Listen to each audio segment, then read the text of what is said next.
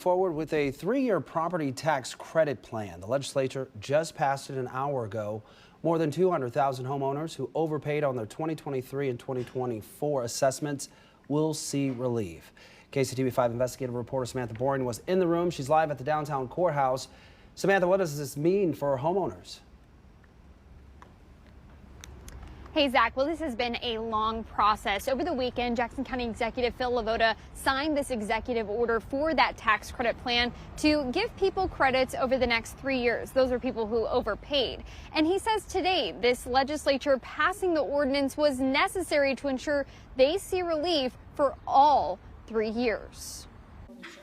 Since November, Jackson County has floated the conversation around tax credits, creating an unknown for many homeowners. If it's confusing to me, I know there's a whole lot of other people out there that are confused. Ahead of the meeting, homeowner Fawn Collins sharing these credits are necessary for all the stress people went through. People need to get their money back. They need to be fair. They need to be transparent. They need to be honest. And now that is happening.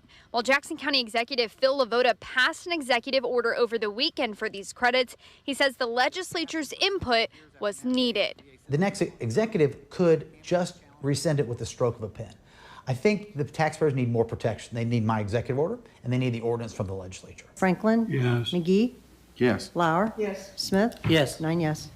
All legislators on board Monday. July 6th, 2026 is a huge day in Jackson County. This is expected to affect school districts, water districts, libraries, and other taxing jurisdictions' budgets. To understand the impact that this would have on taxes jurisdictions, but I also understand the commitment we have ultimately made and our commitment to follow the State Tax Commission's recommendations. So my vote is yes. But these legislators say this is needed for taxpayers. And now the work begins for more than 200,000 people to finally see tax relief on their bills this fall.